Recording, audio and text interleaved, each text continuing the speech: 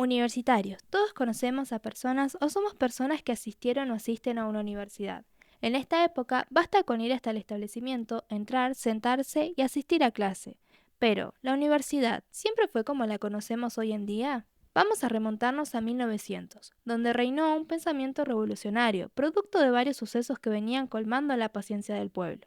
Hechos tanto internacionales, tales como la reforma agraria en México de 1911, la Primera Guerra Mundial ocurrida de 1914 a 1918 y la Revolución Rusa en 1918.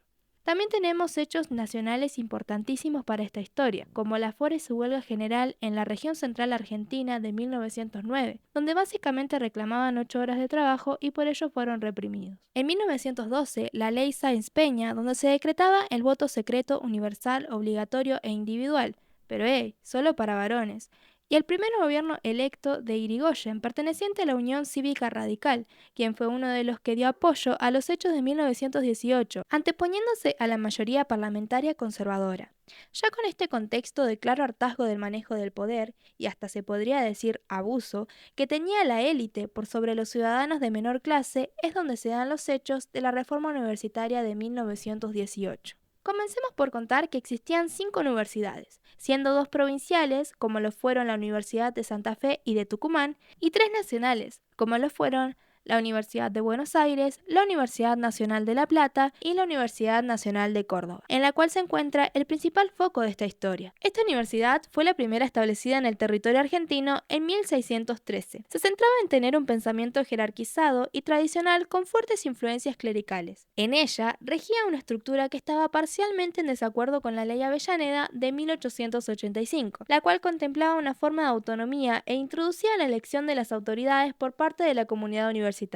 La Universidad Nacional de Córdoba eligió seguir con su estatuto aprobado en 1879, que establecía los cargos como vitalicios o renovables en conveniencia de índole personal. También la opinión del clero era terminante en la toma de decisiones, ya que controlaba intrínsecamente a esta universidad anacrónica, excluyente y alejada de la ciencia, como lo expresa una reseña de uno de los actores, Arturo Orgaz. Se enseñaba bajo el nombre de derecho público eclesiástico buena suma del derecho canónico que imponía profesiones de fe inconciliables con el espíritu universitario. Se enseñaba con el nombre de filosofía del derecho, el ridículo, metafísico, absurdo y laberíntico derecho natural, que en su bolilla 16 describía los deberes para con los siervos. La enseñanza en general era repetitiva, rutinaria y atrasada. Se despreciaban las nuevas ciencias sociales y no había interés en crear laboratorios ni gabinetes científicos o hacer funcionar los pocos que existían. Como si esto no fuera suficiente para luchar por un cambio, demos atención a otros hechos fundamentales, los cuales describiré cronológicamente. En noviembre de 1917, los estudiantes de ingeniería protestaban por una ordenanza de decanos que exigía nuevas condiciones, mucho más estrictas,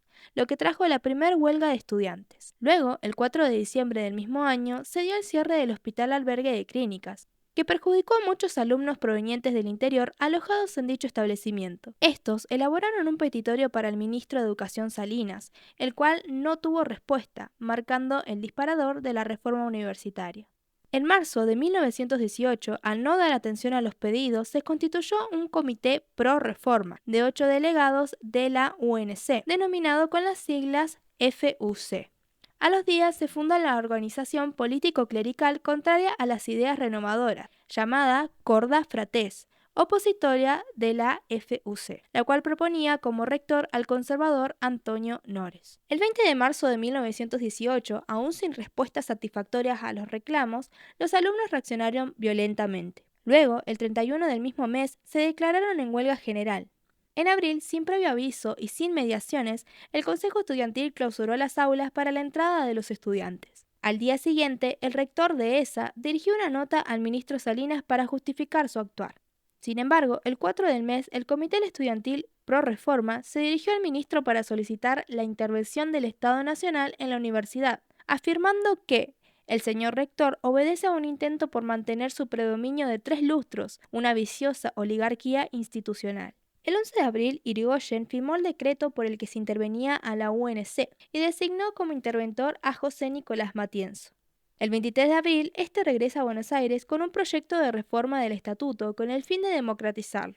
Así fue como en mayo de 1918, Irigoyen decretó la reforma que implicaba la participación de los profesores en la elección de decanos y los consejeros. Luego, reunidos en asamblea, elegirían de manera indirecta al rector. El 10 del mes regresa Matienzo y declara vacante los cargos de rector, decanos y académicos con antigüedad superior a 2 años. El 28 se eligió a los consejeros, casi todos aprobados por estudiantes, los cuales prometieron su voto al rector Enrique Martínez Paz, candidato de la FUC. Se podría decir que triunfó el bien, ¿no? Bueno, la realidad es que no, ya que en junio de 1918, tras la elección del rector, resultando ganador el doctor Nores, presentado por la Corda Frates, recordemos, organización conservadora y clerical, los estudiantes se sintieron abatidos y traicionados, ya que presenciaban cómo los consejeros eran comprados y extorsionados frente a sus ojos para votar por Nores. Esto llevó a un estallido de violencia de diversa índole, logrando que no se proclame el resultado ni se apruebe el respectiva acta. Ese mismo día, la FUC se dispone en huelga general de estudiantes. El acta presentada por el estudiante de Derecho Emilio Villagoch nos dice: hemos sido víctimas de la traición y la felonía. Ante la afrenta hemos decretado la revolución universitaria. Hemos hecho más. Hemos proclamado una cosa estupenda, el año 1918.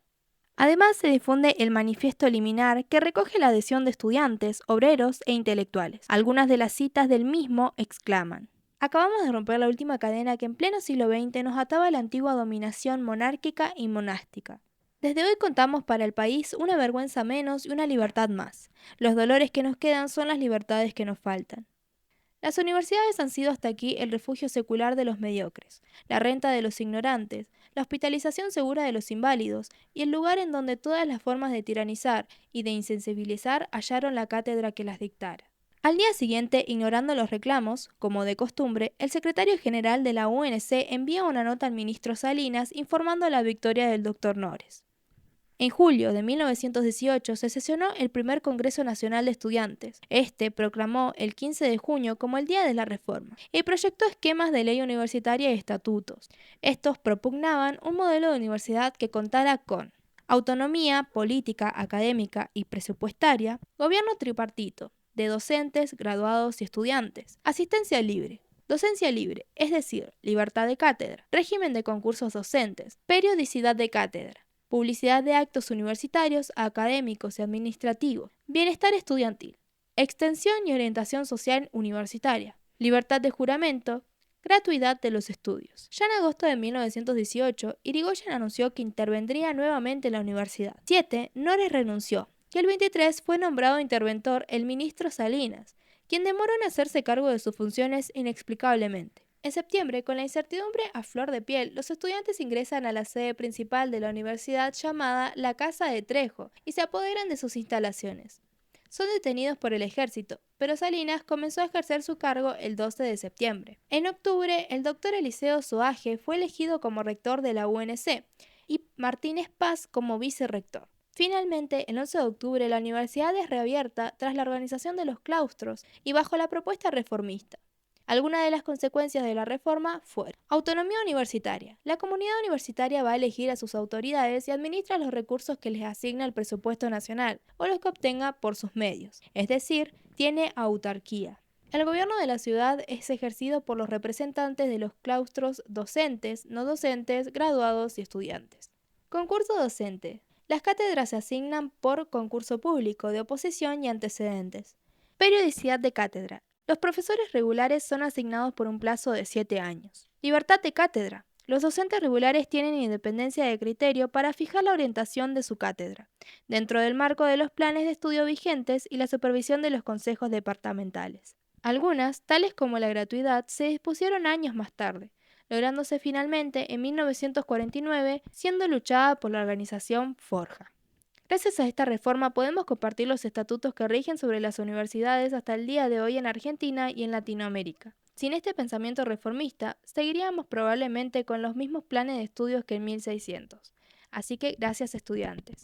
Ahora bien, nombramos que existían 5 universidades, siendo 2 provinciales y 3 nacionales. Sin embargo, la UTN, ¿cuándo entra en la historia? Situémonos en la década del 30 en Argentina. En esta regía el modelo económico agroexportador, que desestimaba la industria nacional fomentando la exportación de materias primas y la importación de manufacturas. Esto situaba al trabajador como una pieza del engranaje y no como un posible consumidor. Este modelo tuvo su declive en el momento en que en 1929 cayera la bolsa de valores en Estados Unidos. También en Argentina se dio un golpe de Estado encabezado por el general Uriburu, que desestabilizó a las universidades y las nuevas conquistas en general. Así fue como en la década del 40, luego de la asunción del general Perón al poder, en un modo de adaptabilidad se establece el modelo de sustitución de importaciones. La industria floreciente, mayoritariamente de rubro de alimentos, textil y bebidas, necesitaba individuos capacitados para la obra. En 1944 se crea la Comisión Nacional de Aprendizaje y Orientación Profesional, o sus siglas CNAOP,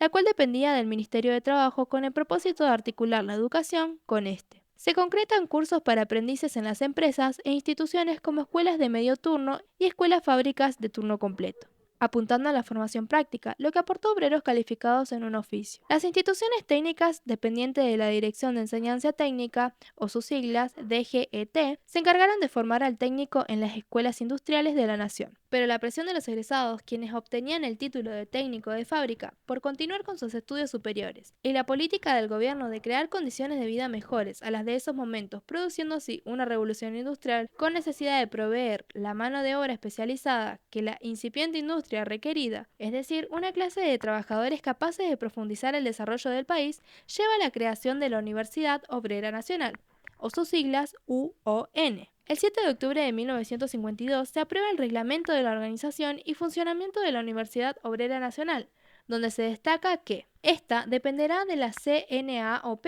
Se constituirá por facultades regionales que dictarán carreras afines a la región. El rector será nombrado por el Poder Ejecutivo Nacional con una duración de 3 años. Las facultades serán dirigidas por un decano nombrado por el Poder Ejecutivo. La enseñanza se basará en una exposición teórica y práctica. La dirección académica estará a cargo del vicerrector y del secretario técnico de las facultades regionales. Todos los planes de estudios, programas e instrucciones serán aprobados por la CNAOP.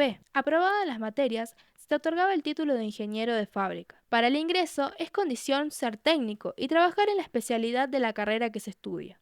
El régimen de estudio comprende obligatoriedad de asistencia a clase. Su funcionamiento se basa en la clase tipo seminario, no conferenciales, régimen de asistencia obligatorio, práctica laboral, base físico-matemática, clases teóricas de lunes a viernes y clase de laboratorio los sábados. El día siguiente a la firma del decreto reglamentario, Perón, el presidente en ese entonces, declaró: "Nosotros soñábamos que nuestra evolución había de llevarnos a pueblos pastores y agricultores a pueblos industriales, que es la etapa natural de la evolución de los pueblos de la humanidad. Se iniciaba la entrada en la etapa industrial, y la etapa industrial no se puede encarar sin la capacitación técnica y profesional". Luego de esto, la facultad comienza finalmente su ciclo lectivo en el año 1953. ¡Qué bella historia! Aunque si comenzó siendo la UON, ¿por qué ahora es la UTN? Bueno, en 1955 el gobierno del general Perón es derrocado por un golpe de Estado, precisamente por el general Eduardo Leonardo, en una autodenominada Revolución Libertadora.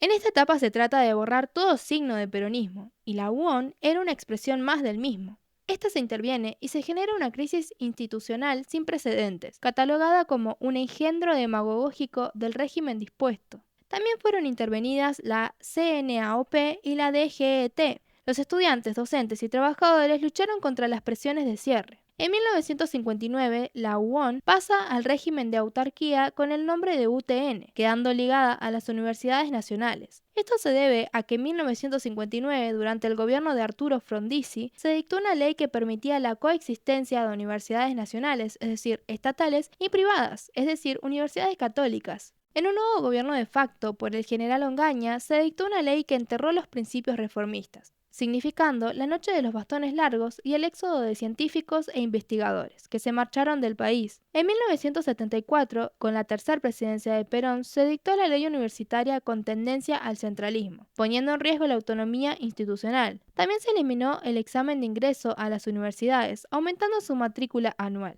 En 1976, con un nuevo golpe de Estado, el más oscuro para el país, se dio una gran persecución ideológica que se instaló como metodología de acción política y las universidades no fueron ajenas a ella, reincorporando el examen de ingreso, suprimiendo carreras y cambiando drásticamente los planes de estudio, además de desaparecer estudiantes y docentes. Ya en 1983, con el regreso de la democracia y el ascenso como el presidente al doctor Raúl Alfonsín, los principios reformistas tomaron fuerza y las universidades recobraron su propio gobierno.